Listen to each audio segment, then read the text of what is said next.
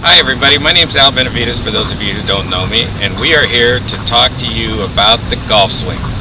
But before we do, I must let you know that I've been teaching in this South Orange County area since 1982. So you can imagine how many golf swings I've been able to see over the years. Like most of you, I started this game rather late, which was at age of 19 for me, and compared to other golf pros, that is a little bit late, where most golf pros nowadays start at the age of 3 or 4. And because of starting a little bit late, I've been able to experience what most of you experience. First of all, my muscle development was unbalanced, and being right-handed my whole life, I never used my left side, and as a result of that, I started off with a big slice. But with some left side exercises that I'd gotten from a golf professional and playing just about every single day, I was able to turn that around nicely. Now, does that sound like you? For some of you, yes, and most of you, probably not. And you yourself, as well, could cut the learning curve in half with some good left-sided exercises and solid mechanics. This leads us into our topic of the day, which is learning the opposites in the golf swing. Understanding the opposites in the golf swing will help everybody to understand how tricky this game can be and why the frustration level can soar through the roof. We're going to start with some basic opposites, and then we're going to lead our way into the more advanced opposites. Our first opposite that we're going to talk about today happens when we hit the golf ball. When you casually observe golf, it almost looks like we're lifting the ball up in the air, but what is actually taking place is the club is coming down on its downward arcs, which will be hitting the ball and then taking the divot after we hit the ball in the grass simultaneously, and that's what's going to lift the ball up in the air.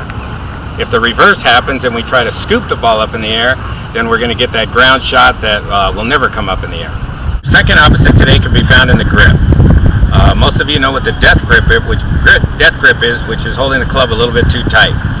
When we do this, we lose the suppleness in the wrists and hands and arms to cock the club, which equals power loss. So when we hold the club with lighter to medium pressure, we're able to cock our wrist hinge and use our arms and body to swing relaxed, and the power of the golf swing will come back.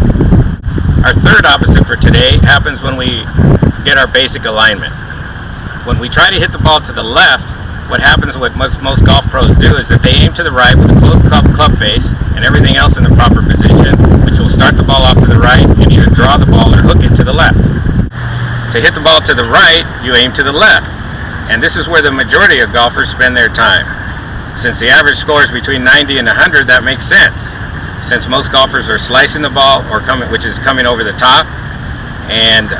But I must note that it's not the only way that we can hit the ball to the right, but the most common for sure. The last opposite that we're going to cover today is in the sequence or the pivot. And the pivot involves the big muscles in the body, which are the shoulders, the back, the torso, and the legs. And what the pivot is, or the sequence is basically getting the shoulders to wind up the hips, so that on the downswing we can get the hips to unwind the shoulders. On a scale of 1 to 10, I have to give that about a 10. Most of the major problems in the golf swing can be traced back to right here. Anytime that I've seen the reverse in the sequence happens, which is either the hands or the hips taking it away or both taking it away at the same time, you can pretty much kiss a consistent swing goodbye. So, if you're having issues with your golf swing, just consider it a time to learn a little bit more about this great game. Everything is reversible in golf, including the dreaded shank. So don't hesitate to contact me. If you're a beginner, we'll get you on the fast track and cut the learning curve in half.